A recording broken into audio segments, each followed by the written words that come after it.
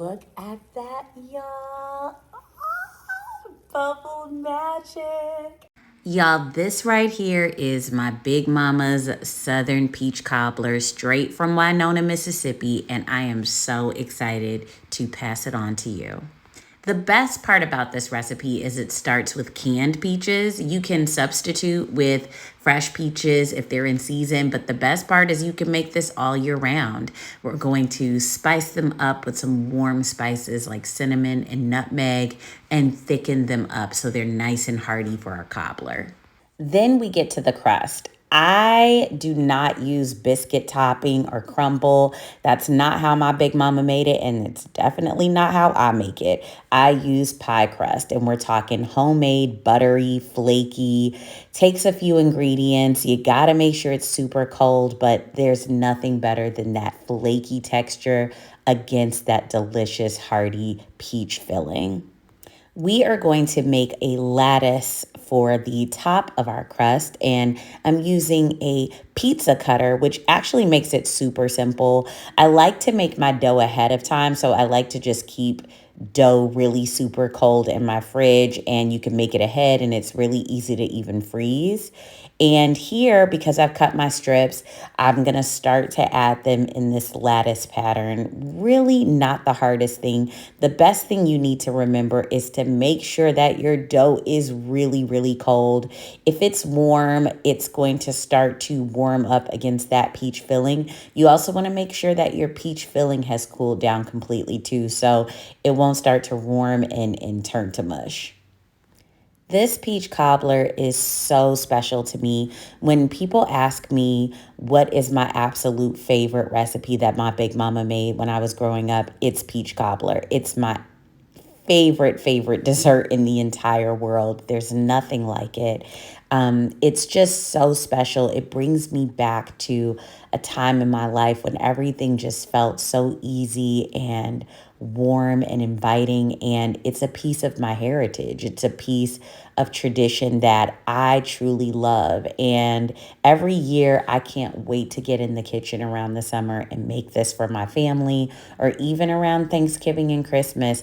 I will pull this out because it just means the world to me, and there's nothing better than serving this for your family. It truly is a labor of love. Once we get that lattice done, we're going to add like a nice egg wash so we get that golden crust. This is the cobbler, y'all, coming out of that oven, that nice bubble action. The aroma that fills your kitchen is just unimaginable. It's almost like you're taking a trip right back to the South. And gosh, y'all, it really warms my heart. Each bite of it tastes like a hug.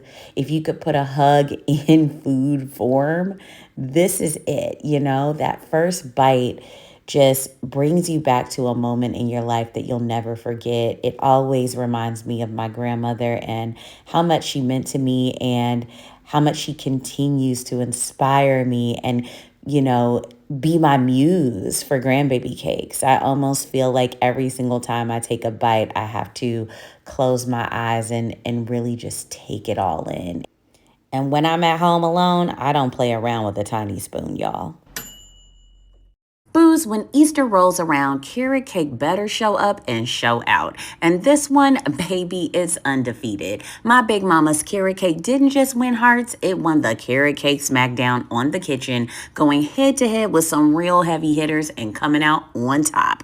Soft, perfectly spiced, loaded with carrots, and finished with a brown butter cream cheese frosting. This is the kind of cake you bring to Easter dinner when you want folks asking, who made this? Well, Big Mama did, through me. Serve it up after church, pass it around the table, and get into it. It's going to disappear fast, y'all. This coconut pound cake has all of the incredible flavors of my Big Mama's original layer cake, but in a simpler, no-fuss package. I mean, no need to be perfectly leveling and frosting layers here. We're going to keep it simple. To call the flavor of this cake good would be an understatement. It's moist and bursting with coconut flavor in each and every bite, and the texture is just unreal from 2 sources of additional coconut. For my coconut fans, this is it, y'all. For those who hate coconut, I'm telling you to try this. I might convert you. My cheesy scalloped potatoes are on deck, ready to grace your dinner table, booze. Made with layers of tender, perfectly seasoned potatoes and a rich, creamy, aromatic sauce, these cheesy wonders are so bomb and seriously addictive. With just a few ingredients, they prep easily and come together in a snap, making this the absolute best holiday side dish ever. Once you have a bite, y'all, you will not get enough of this. Here are my 2 secrets for perfect glazed carrots. Number 1, use brown sugar and honey. It gives it such a great sweet coating. And number 2, make sure to add vanilla next time. It really amps up the flavor. Booze, if Easter had a flavor, it would definitely be this pineapple coconut cake.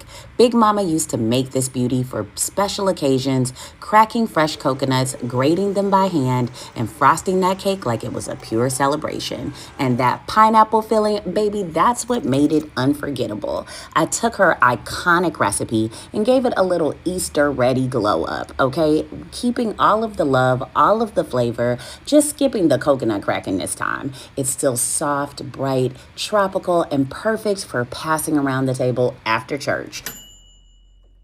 Booze, it's time I introduce you to one of my absolute favorite desserts on my website that has been around for years, since the beginning actually.